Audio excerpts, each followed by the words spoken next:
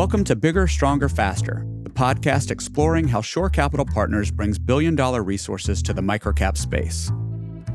This episode is part of a series in which I talk with Shore Executive Partner Bill Clendenen and Shore's Chief of Strategy and Talent Development, Michael Burcham. So far in this series, Bill and Michael have shared their own experiences and journeys to help define what makes a great CEO. We followed that by thinking more particularly and specifically about what makes a great CEO in a Shore Capital portfolio company. In this episode, we want to focus on that critical function of a CEO that really is the make or break of their ability to scale their business: building a team.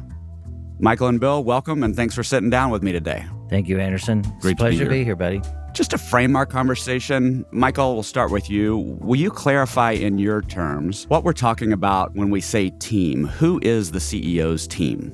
In the most practical answer, the CEO's team is the individuals who directly report to the CEO. That's how we classically think about it in private equity circles. The chief financial officer, chief marketing officer, chief operating officer, head of business development. Could be others depending on the type of business, including a chief technology officer. But in most of our vernacular, it's those who directly report to the CEO.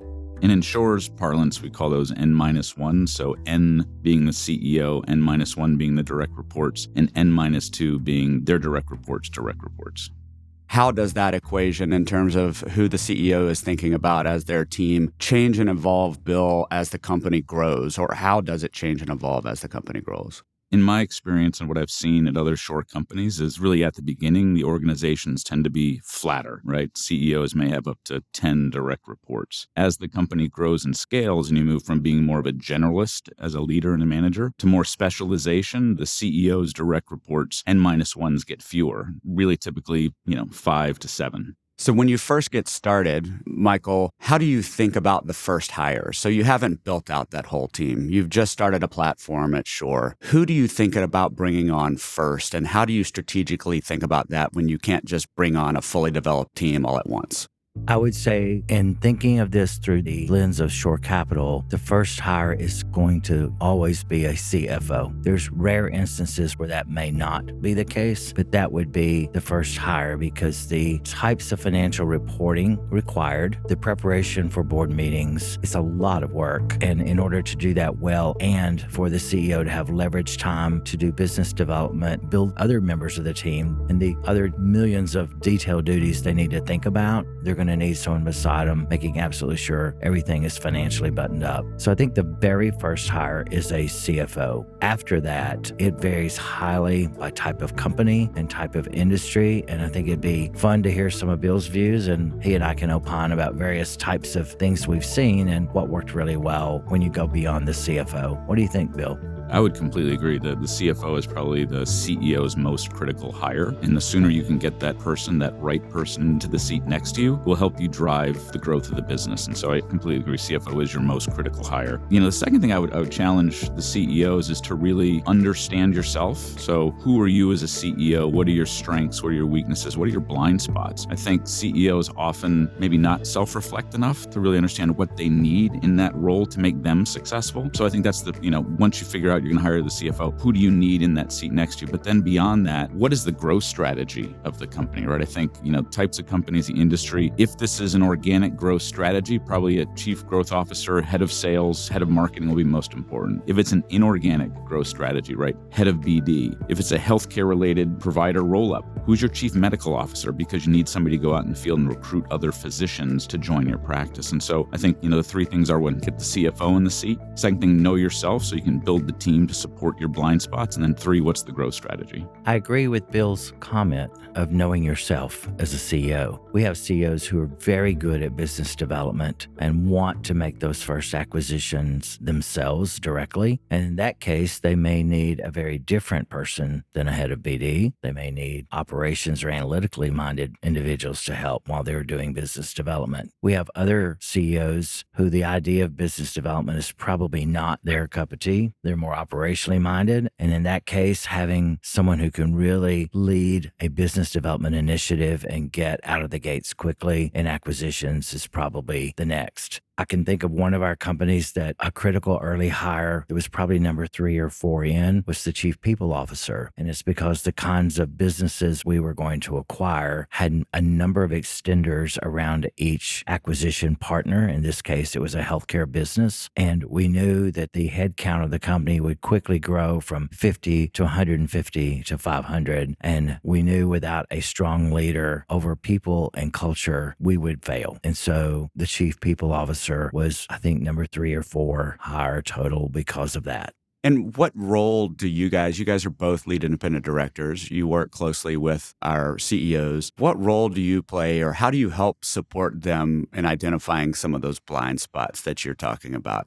Yeah, I think it starts before even we make the investment. We spend a lot of time with that CEO or potential CEO during diligence, right? Really understanding what their drivers are, what their interests are. People typically are most successful when you align what their desires are with their talents. And so really understanding where they're good.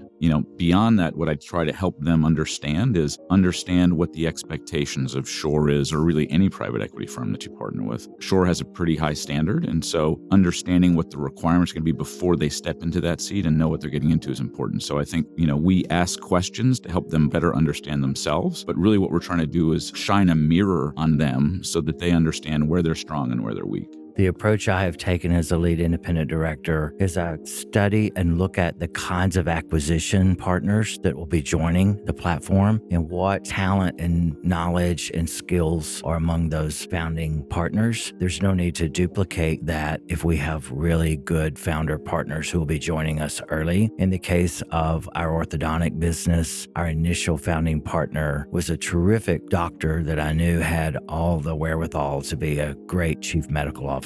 In that case, a chief medical officer wasn't on the short list to be hired because we were going to have an outstanding founder who could do that. In another case, one of the CEOs that I work with, the initial founding partner who would be joining had really deep operating experience and really aspired to help run the operations of the business. If you think about who will likely be your early acquisition partners who join and their skill, and you take Bill's advice of being super self-reflective, I think it becomes really clear to the CEO who they will hire. But I think failure to do that can lead to some early mishires. We have, on some occasions, a initial founder will serve as the CEO for a short time. That rarely turns into the long term. But those early founders do want some type of role that's meaningful for the most part. And I think being respectful of their expertise and finding the right role for them before you simply begin hiring into function areas is a really smart move for a CEO and can really help not only get the acquisitions accomplished, but give that founder a key role in the company to help tell the story and bring the other partners together for the CEO. I'd like to emphasize something Michael said, and that's really one of the goals of an acquisition, right? Talent acquiring when you do an acquisition is critical. And oftentimes when I'd be looking at, buying a company, I'd say, okay, who's on their team and who's better on that team than on my team? Are there better processes there? Are there better people? And so, those early acquisitions can really quickly transform the initial startup of a business and a partnership with Shore. Yeah. We haven't talked much about it, but another area for a CEO to think about is it's really hard to hire everyone you want to hire right away because you have limited both time and capital until you get acquisitions done. Quite often, an astute CEO can lean on 1 or 2 board members to complement them before hires get done. And I've seen that done very effectively when the CEO makes it really clear this is likely a short-term assignment, so I'm not asking you to sign up for something in the long run. But boy, it'd be helpful to me if you could help me for the next 3 to 6 months do this while I'm hiring for that. And I will tell you, even when sometimes early on or with turnover, Bill and I have both been ad hoc functional leaders for CEOs for a period of time, just helping keep the momentum of the company while the CEO either makes the right hire or replaces a mishire. Wouldn't you say, Bill? Completely agree. That's the challenge, right? Is finding the right talent at the right time. And you should look around the Shore network, your board, other COEs, right? If there is an acquisition where the acquisition is going to be, say, marketing critical, bring along the COE to fill in a gap that you might not have on your own team. So use the Shore network to leverage the resources that you have. Bill's comment about the COEs is really right on. Our Centers of Excellence leaders at Shore have immense industry knowledge and can not only be a great advisor to a CEO, but they also likely have a network that they know that can bring great resources and even perhaps candidates to the CEO to consider in a hiring process. And the last thing, maybe just as we think about what we should be looking for in the early stages of a partnership, my preference as a CEO in the early stages was to find more generalists. Find a 5-tool athlete who can do a little bit of this, a little bit of that, and do it really, really well. As the company grows and scales, I think the team needs to be more specialized. And so as the company grows and scales, you get people with precise sales experience, marketing experience, data experience, medical experience. So all those things, as you grow and scale, become more specialized. But at the start, I look for 5-tool athletes. Well, let's take that a little further, Bill. We're investing in companies with high expectations of rapid growth. That team that's a good $5 million team to a $20 million team to a $60 million team, that's a very different environment for a team to be operating, different expectations, different expertise. How, as a CEO, do you know whether you want to invest or need to invest in a particular team member to grow and scale versus recognizing that this person's not going to be the one that gets us to the next level and I've got to top grade this position? How do you decide between those two? And maybe there are more than two approaches, but So there are multiple things to unpack in that question. And so let's talk more broadly, such as from a general process perspective. One of the things that I learned in one of my first private equity-backed experiences was something called a human resources review or an organizational capacity review. And in essence, what that is you as CEO would take a blank sheet of paper. And what I would do is I'd map out where the organization currently is today, where it's going to be in 6 months, where it's going to be in 2 years, and I'd put that box around that time frame. Then what I'd do is I'd say, what do I need to support the organization, my customers, my go-to-market, my growth strategy? And I'd create essentially an organizational chart of what we actually had to do today, tomorrow, and 2 years from now. Then what I'd do is I'd take my people. So I'd do places first, then faces. Then I'd take my people and say, okay, can they go here? Can they go,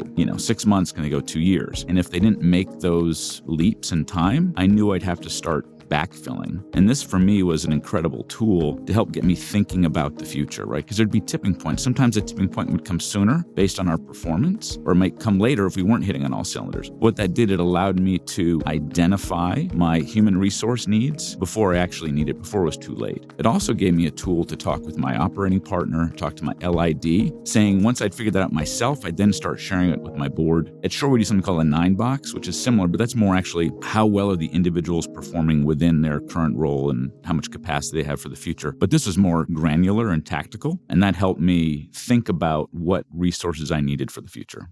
So, Anderson, when we begin and we hire athletes or generalists, it's always good to have the right conversation with that individual as well. For instance, it may be, we're going to give you a meaningful operating role, but in 2 years, there may be a chief operating officer hired that you will work for, and you may lead a market or a region. I think if you set the proper expectations, you can hire a generalist in the beginning that doesn't expect in 12 or 14 months you're going to promote them to a chief operating officer if they simply don't have that skill set. So it's really about managing expectations. I really like Bill's example. I have done the same thing throughout my career. I basically built a progressive set of organizational charts. This is when I get to 10 million of cash flow, I'm going to need this type of structure versus what I have today. When I get to 30, I'm going to need an org chart that looks more like this. And by having that clarity in my head, I have the right conversations with the earliest hires. They know what it's going to take for them to professionally grow and be part of the organization. I don't promise a role I can't fulfill for them to get later. And it gives me almost a cadence of how and when key players will be coming in based on how we grow. That actually helps the team relax a little bit too, because when you're really busy, heads down, and the work gets deep,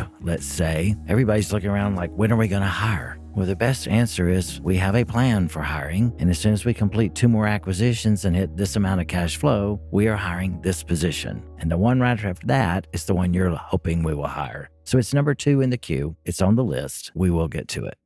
Another great benefit of the Shore family is the CXO program. And oftentimes, Shore CEOs will be encouraged to hire a CXO. And, the X in CXO stands for anything officer. Whatever you need them to do. Whatever we need them to do. Oftentimes, it starts as a chief of staff, head of strategy, some generalist position to help the CEO in this time of growth, the initial fast growth. And I think the CXOs provide incredible value at the beginning of a hold. So for me, it's not only the CFO, but the CXO, a hard driving, charging generalist to help me achieve the results we're striving are excellent. And Michael, you lead that program now, and I'd love to hear how CEOs can tap into that more specifically. A couple of thoughts come to mind about that, Bill. I mean, as you were describing that, we have one of our CXOs who's been with Shore now 4.5 years. He started as a chief of staff. He moved into helping run a specific location because the founder turned over. He then served as an interim in a financial role. As we were looking to hire a chief financial officer, he moved into a development role. Following that, he was just named chief operating officer, but he has 4 years of knowledge, very deep about the organization, and honestly has positioned him incredibly well for his next stop to be a CEO for Shore, because he's literally proven his capability in every seat, almost in the C-suite. So that was my immediate thought when you shared that. We actually encourage the young men and women who join Shore in the CXO program to really help the CEO in every capacity possible. Don't get too headstrong in what you long-term plan to do. Just solve problems and do the work that's in front of the company and the CEO every day. And through that, they'll get the reps that position them for a significant role in the company. Having the flexibility as a CEO to put someone like that in various roles is really important early on as you're growing the company, because no matter how much you've attempted to predict what you want or believe what your plan is going to be, guess what? Surprises happen all the time, almost monthly. And having someone who has the flexibility to adjust and help you as a CEO is an extremely powerful person to have on your team.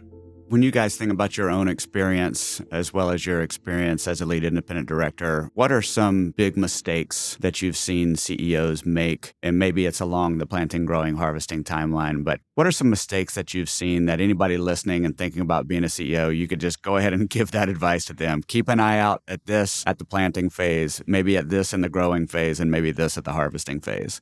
So I'll take a first crack at that, and then I'm sure Bill has some thoughts, because he and I have both been around Shore quite a while. In that early stage, which we call the planting stage, which is likely moving us from concept to the very first acquisition partner or two, I think the right mindset to have for a CEO is think of entrepreneurial grit. I have found when you try to hire someone from a very large company into that phase, it rarely works, because they're coming from an environment where there were so many individuals across the organization and under them executing that they were much more of a strategic leader than they were an execution leader. I think early on, planner-doers is much better than just planners. So having somebody who will roll up their sleeves and help do the work early on is a real good recipe for success. So I think one of the key mistakes I've seen that I encourage CEOs not to do is don't go hire someone from a very large organization that's super specialized. Maybe at year 3 or 4, that might be what you need. But early on, you need very gritty, hardworking individuals who will help you achieve what you need to achieve.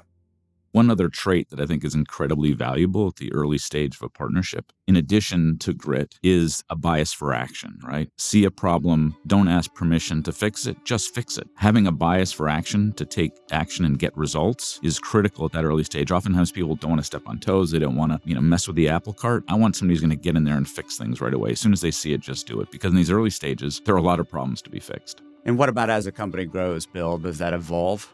Oh, completely. I think as you become more specialized and your processes become more robust, you need people that actually become functional experts in revenue cycle, in marketing, in sales management. So as the company evolves, you need people with a much deeper specialized information in their particular department. So what are those at that stage? What are some of the pitfalls you see or mistakes you see at that growing stage? Michael hit on the planting. What about at the growing stage? It's in the growing stage. I think one of the issues that new CEOs in particular have is they get comfortable with the people that they have, right? They're used to how they work. They're not messing up the apple cart. Things aren't that bad. And so what they do is they often will settle for talent, right? They won't get the best person that they can get because that might be a threat to the organization, right? You're up-talenting people. Well, what does that mean to the rest of the organization? There are these inflection points as you're growing. And I think as the CEO, you need to be bold in taking those up-talenting opportunities to really elevate the standard. So one of the things we talk about when we onboard CEOs is that as a CEO, you have to set the standard and then uphold the standard. And I think during these transitionary points, planting to growing to harvesting, you have opportunities to up talent. And I just would say be bold.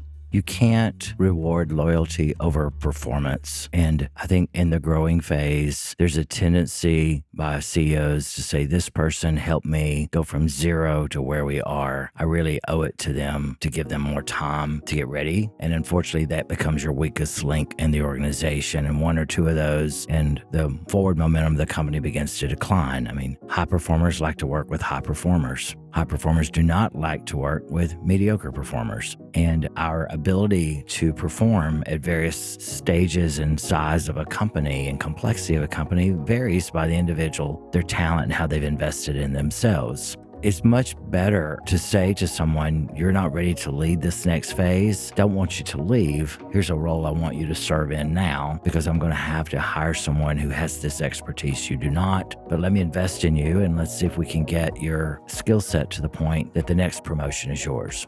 Let's assume you've made those good choices and you've been able to up talent Bill like you were describing during the growing phase. Are there any things that you think about differently or pitfalls at the harvesting phase when you're thinking about exit? And most certainly, I think this is one of the critical times for the CEO. And this is where you lean into your partnership with Shore. Who is going to be in the management presentation when you're selling the company? Do you have the 4 or 5 individuals that are ready for that process on your team? And if you don't, you need to get them on board before you start that process. And so I think at that point, as you're transitioning from the growing phase to the harvesting phase, doing a thorough evaluation of who's going to be in the management presentation when you go to exit the company is probably one of the hardest decisions to have. These people have been with you for 3 or 4 years. That process, having done it myself 3 or 4 times, is brutal. And if you don't have the right team, you'll have a suboptimal outcome. And really, it's one of the most important decisions you make is who's in that team, who's in that room when you sell the company.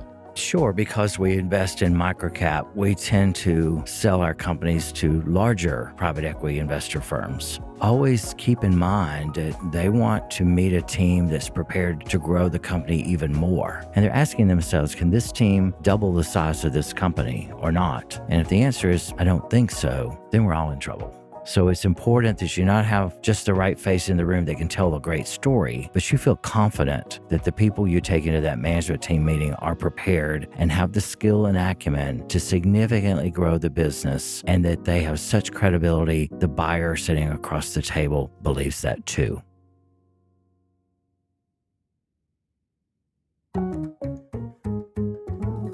If you enjoyed this episode, check out the other episodes in this series at www.shorecp.university/podcasts or anywhere you get your podcasts. There you will also find episodes from our Microcap Moments as well as Everyday Heroes series, each highlighting the people and stories that make the microcap space unique. This podcast was produced by Shore Capital Partners, with story and narration by Anderson Williams, recording and editing by Austin Johnson, editing by Real Audiobooks, sound design, mixing, and mastering by Mark Galloop of Real Audiobooks. Special thanks to Bill Clendenen and Michael Burcham. This podcast is the property of Shore Capital Partners, LLC. None of the content herein is investment advice, an offer of investment advisory services, nor a recommendation or offer relating to any security. See the Terms of Use page on the Shore Capital website for other important information.